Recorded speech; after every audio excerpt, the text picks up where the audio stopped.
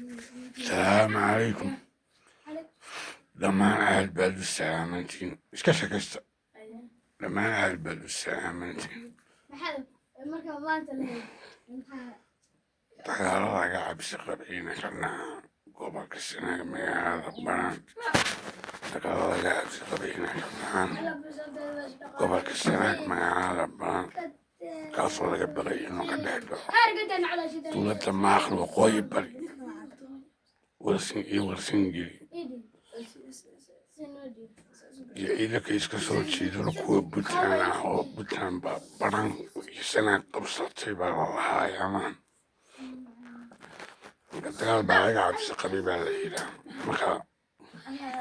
dagaalku xabadun maaha rasaas maaha hadalaa marmar ka dhacan in maskaxda ka xanuunsanayo oo liigu yidhi waa ogaadin magaciisa markii aan soo baarayna maxamed axmed cabdi mise axmed maxamed cabdi telefoonkiisuna wuxuu ahaa eber 252 5 4 3 9 1 56 eber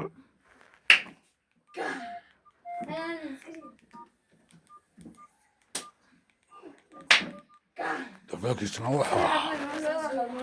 eber 252 9 5 4 3 9 56 ninka maskaxdu ka yar xanuunsanayayo awliyaan u moodaa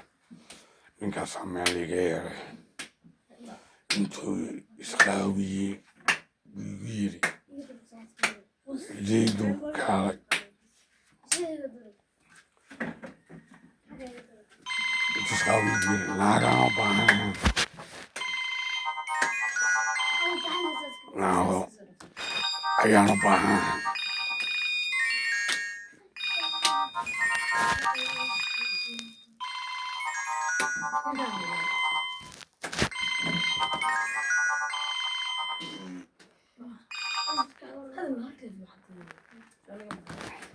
markaasuu yidhi naagaan u baahanayn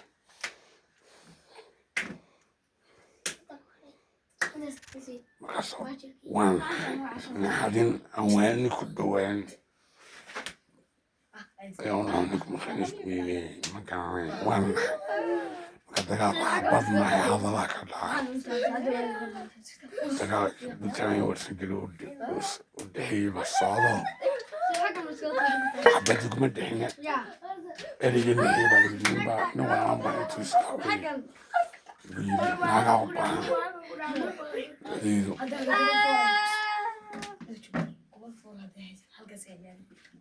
markaasaa waxaa lagu jawaabay ordo hadalada dumarka lagu yidhaa ragga laguma yidhaaho hadalkaasoo kale waa laysku dilaa laakiin anigu waxaa ku arkayaa walaalkii maskaxda ka xanuunsan ku arkaya hadalada noocaas waa laysku dilaa baa ninkii ugu jawaabay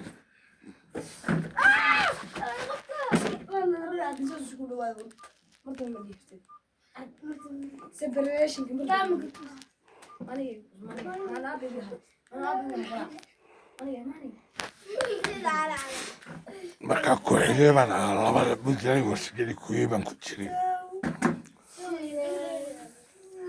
waxaan ahay daba waxaan ahay ninkii ku gabiyey maxamuud ismaaciil xudeedaan ahay daaroodii dir ismaaciil xudeedi walaadku iyo maxamuda majirtin aaboon oo daaweyne awal waxaan ahay gumyuudug diri jiray buuraha aad markaasii daayarsanay ku tilmaamay nin warsan garan ninkii ku gabiyey baan marka labadu waan ka wadnay warsangeli iyo puntland labada midna maleki ilaa dowladda puntland dugsi yaroo bareefad ah oo aan leeyahay dugsi yaroo bareefad aan ka bilaabay dowladda puntland 1996 bareefad yaroo dugsiya magaciisana waxaa la oran jiray Woodland Institute of Management Accountancy and Language beledkaas aniga ducaale ibraahim gebinkira madaxaana la yiri wadaadada dadka inkastoo dadka dhibeen haddana ducaale waxaan u malayaa jabhadda kulmis baadis anigana soo waxa diyada aan ka dhigtay Australia garan maayo marka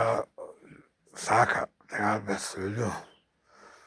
dagaal hoosaan buu dhaxbad maaha nin waalan oo awliyaa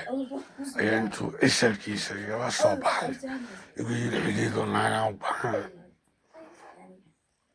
xabadda ka xumaydeen xabadda ka fiicneed baa u moodaan ilaana waa yaran naxnin waana nin ku dhow oo ninka makhayiismakooda talo ku leeya baase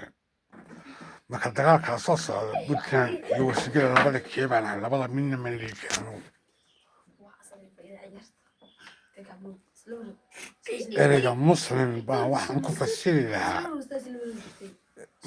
muslimna haddii aan noqdo weligii masaajid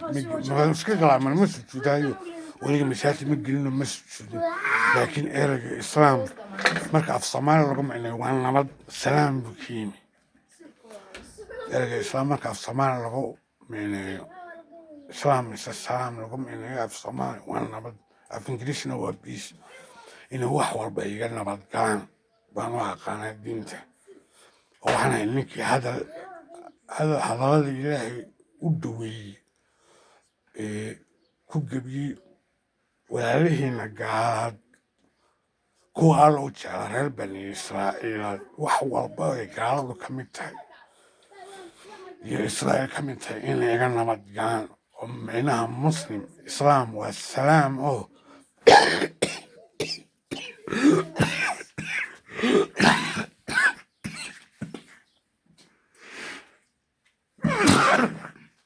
تلقى صحبي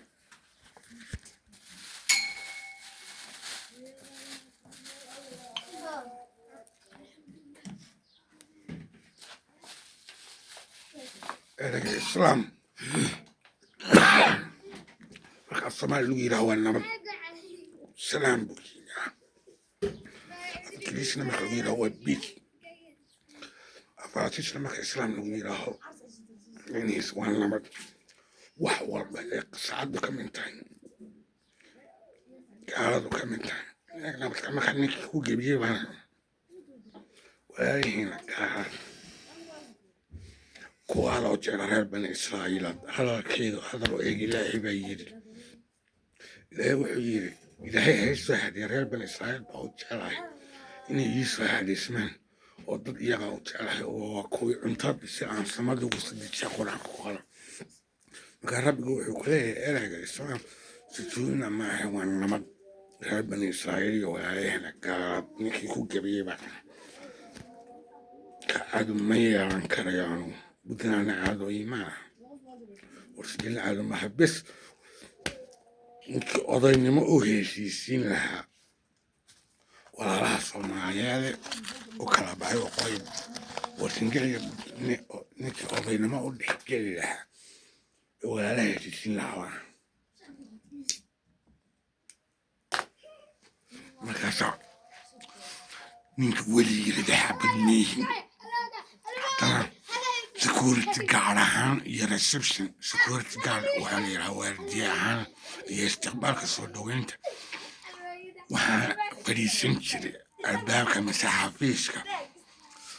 kalaabka ay saraakiisha khaliijka gaalfiga khaliijka carabeed ku nastaan oo dannaqa hoteeliska u jooji waxaa la yidhaha abdabi boolice officer kalaabka waa meesha ugu cabsida weyn adduunka ayaa albaabka istaaga haddana weligii xabad marin maafiyada markaa xabadda igama baqi lahayn magacayga caalam marka xidhiidha loogu daro sharaftiisa ay maafiyadu rabshada ka yaraysaa abdabi boolice officer kalaabka iyo batroolka oo shirkadda shaymesta uu soo jiray rabshada ka yarin jireen ninka weligii xabad rida ma aqan ninka iga qaatana erey baan ku yidhaahaa oo ereygaas waxaa weeye